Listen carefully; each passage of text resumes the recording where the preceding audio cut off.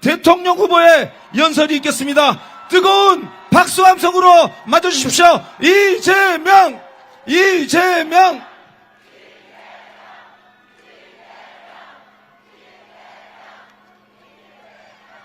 우리 남양주 시민 여러분, 경기도민 여러분, 그간 안녕하셨습니까? 제가 경기도를 떠나서 인천으로 가 살다 보니 경기도가 너무 그립습니다. 여러분 너무 보고 싶었습니다. 서울을 중심으로 동쪽에 살다가 서쪽으로 가서 맨날 여의도만 왔다 갔다 하다 보니 이 동쪽이 너무 그리웠는데 여러분을 보니까 너무 반갑고 이렇게 또 많이 환영해 주시니 참으로 고맙습니다.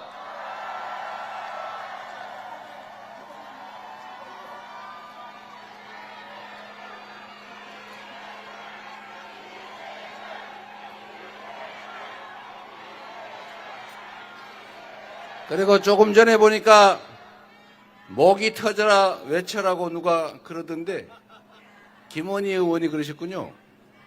목 터지면 안 됩니다, 여러분.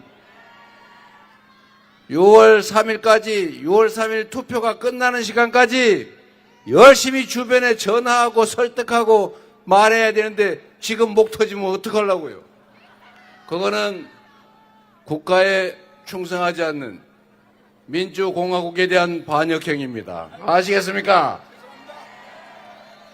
이 주요한 빛의 혁명의 전사들한테 목이 터지게 하면 절대로 안 되죠.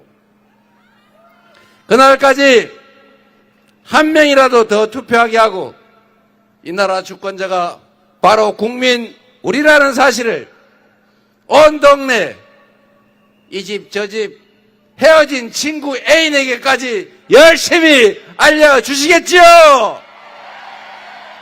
우리가 주인임을 증명합시다.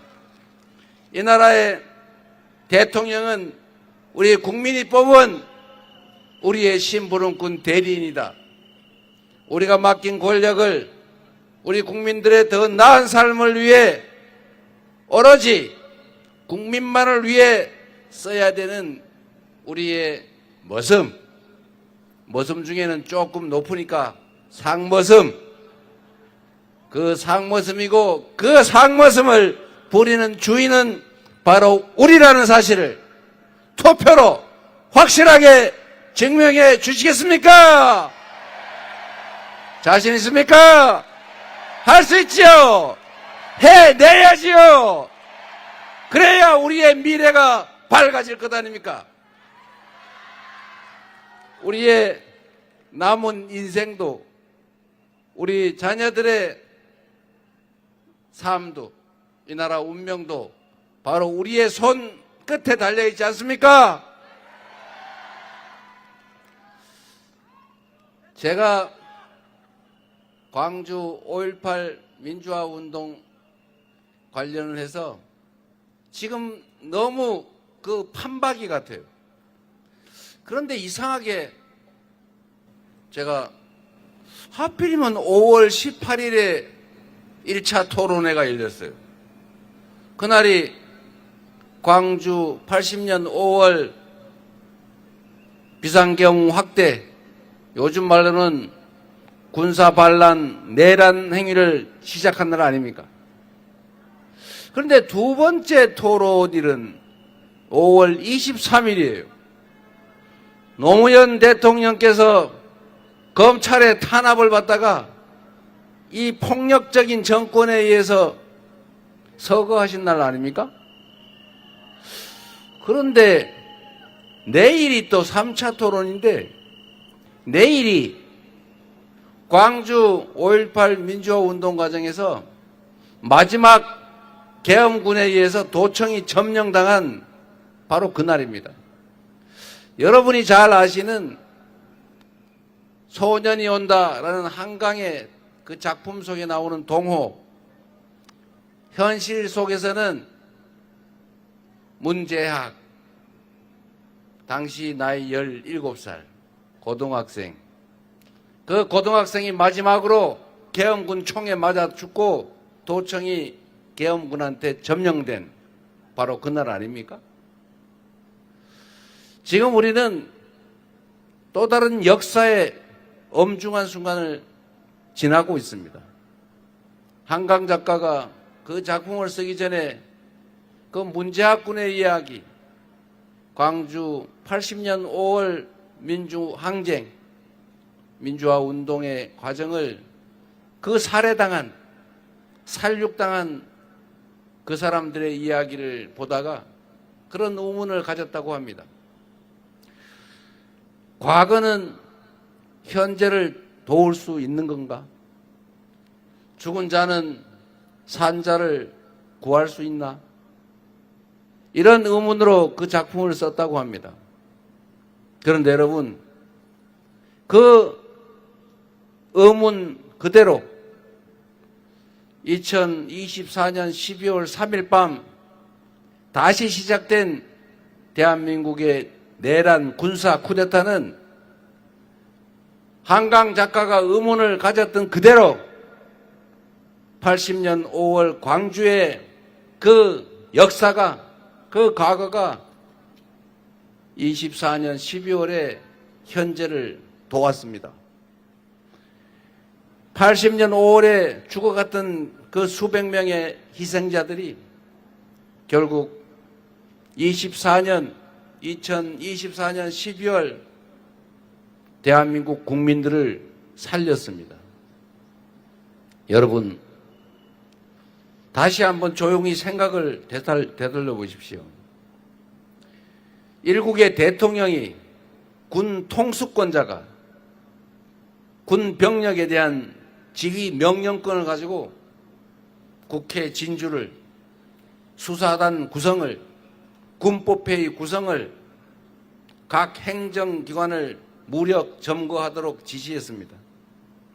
그런데 일선 지휘관들이 제대로 따르지 않았습니다. 국회로 파견된 계엄군들이 장갑차를 시민들이 맨몸으로 막아서니까 더 이상 움직이지 않았습니다. 80년 5월 같으면 깔아뭉개고 지나갔겠죠. 총을 든 계엄군들이, 그리고 일선의 지휘관들이 실탄을 교부하지 않았고 대검을 장착하지 않았고 개머리판으로 저항하는 시민들을 후려치지 않았습니다.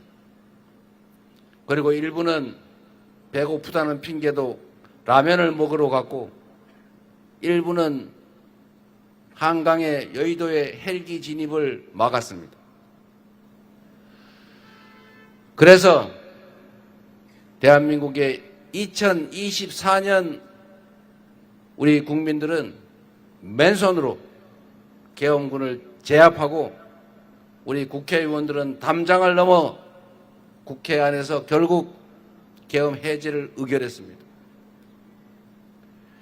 그리고 우리 국민들의 힘으로 탄핵 의결을 2주 만에 해내고 망설이는 국가기관들을 압박해서 결국은 그 내란의 우두머리 윤석열을 파면시키고 구속시켰습니다. 우리 위대한 2024년 겨울에, 그리고 이 자리에 우리 국민들이 내란을 제압하고 반짝이는 응원봉으로 빛의 혁명을 완수해 가고 있습니다. 그 힘이 어디에서 나왔을까요? 저는 계엄 선포를 하는 그 영상을 보고 집에서 뛰어나오면서 도청으로 향하는 광주 시민들이 떠올랐습니다. 죽을 걸 뻔히 알면서도 그들은 책임도 없는 일반의 서민들이면서도 목숨을 걸고 계엄군을 맞이했습니다. 저는 제1야당의 당대표입니다. 국민에게 헌법을 지켜내고 국민들의 인권과 대한민국의 민주주의를 지켜내는 것이 의무로 부여된 공직자입니다. 그래서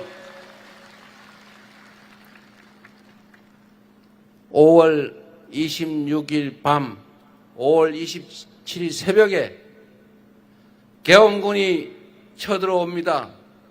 도청을 사수합시다. 광주 시민 여러분, 도청으로 가주세요. 그 방송을 하던 그 여성, 그 광주의 시민들이 생각났습니다. 그래서 그들이 했던 그대로 유튜브를 켜고 시민 여러분들이 국회로 와서 민주주의를, 대한민국을, 국회를, 국회의원들을 지켜달라고 호소했습니다. 수없이 많은 사람들이, 시민들이 국회를 에워쌌고 결국 장갑차를 맞고 진입한 계엄군들을 맨몸으로 저지해서 시간을 벌고 국회의원들이 담장을 넘어 본회의장으로 들어가서 결국은 국민들의 보호하에 국민들의 충직한 일꾼들인 우리 더불어민주당 국회의원들이 헌법을 지켜내고 쿠데타 계엄을 해제하고 우리 국민들의 인권을, 이 나라 민주공화정을 지켜내지 않았습니까?